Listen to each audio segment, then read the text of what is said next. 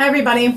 So today I filled a level 6 binder because I noticed it was missing. So I wanted to show you A, how I do that, and B, some of the features in here and in the supplemental notebook so that you could understand all the resources that are available to you so you can deliver the best lesson possible. So first of all, this is blue because everything in level 6 is blue. That's what the cover of the Barton manual is. It's blue. So you'll see everything is written in blue right here. Okay, so this includes both the student pages and the fluency drills. When I fill my binders, I like to use the thicker, non-glare plastic pages for this. They work better. I have bought some cheapo ones. Don't do it. It's going to take you 6 times as long and they are terrible. Everything is labeled on the side here as to what's in here. So let's take a peek. Level 6, student pages, all blue in here. Again, that's for students that might have some sensitivity to that. Of course, our fluency drills, I guess they just have to suck it up. So these are on white. I use fluency drills all the time. Couple ways that I might use them. You can see I did a quick tic-tac-toe in here. I might do a tic-tac-toe in here. I might just use it for repeated readings. I might make a dots and boxes out of it. I might only practice syllable division. I might grab a Connect 4 game and have them read 5 words, take 2 turns, and we can go back and forth with that. We also have Battleship in the office. That is a fan favorite. Everybody loves that. I might take that out and do repeated readings or focus on a specific skill. Like if I really want them to understand syllable division, they would have to dot, dot, divide, 5 words, take 2 turns, that kind of thing. Okay. The other thing that is in here is the supplemental. Let's turn this light off.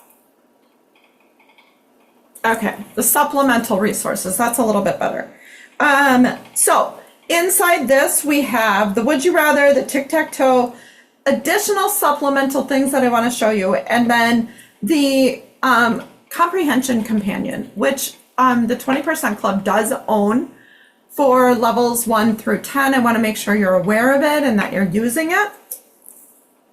So we always start with the Would You Rathers. These are kind of fan favorites. Again, they are wonderful for students of all ages. They're wonderful icebreakers.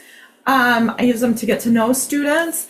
I use these both online and in person. It's super great when I'm working online to use these because if you get to some of the obscure questions in here, you can look them up. So let's see if I can find one. It might say like a specific kind of animal, like would you rather, I don't know. I saw one the other day and it was, would you rather go to a tomato throwing festival in Spain or I think it was a bun collection festival in Hong Kong. And so we were able to look up the bun festival in Hong Kong and then tomato festival in Spain, see the difference, and then my student could choose. But anyhow, these are available in my TPT store. If you're not part of the 20% Club, you can certainly look for those. But again, fan favorites, 1 page per lesson. So 14 different ones in here.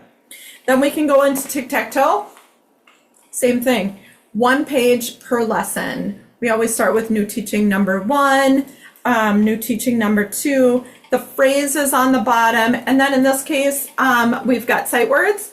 But this bottom corner could be anything. It could be, tell me if it's a compound word or not. It could be, tell me if it's a location or not. So this one in the corner always changes. So again, 1 page per lesson. So as we know in level 6, she's a big dog. So there are 14 different pages in that. Okay, then supplemental materials. These are, some of the stuff is found in the Barton Companion Notebook, the fill in the blank one that your students should have, including this one, which is all of the reasons for silent E. This one is not found in there, but I'm happy to share it with you. If you are on TPT, this is located in my store. I think it's under just prefix, suffixes. You can see that the number, this is level 6, and this one would be for lesson 7. So 6, 7. These are all the suffixes that they've learned so far. I always like to have a complete guide as to what we've learned so far, what we haven't learned. I don't like putting post-it notes on top of things that they haven't learned, but I like it to be accurate. So, and then the next one would be 614 is right here. And then we also have all of the decision trees. So this would be for double, change your Y to I, and then your drop rule is going to be on this side right here.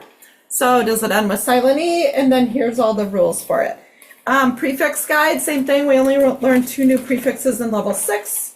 So they are listed at the bottom, which is im and trans. But if your student needs a refresher as to everything we've learned so far without any of the extra stuff, it's right here.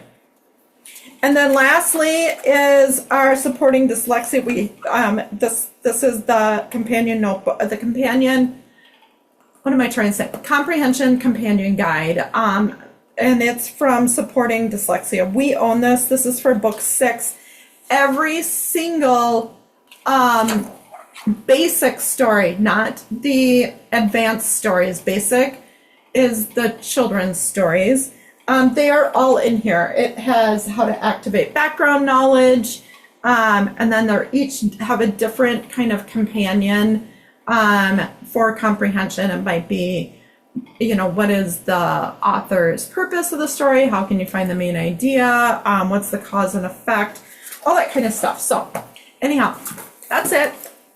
That's everything that's in here. We have 2 binders. Bum-ba-da-dum. Like that.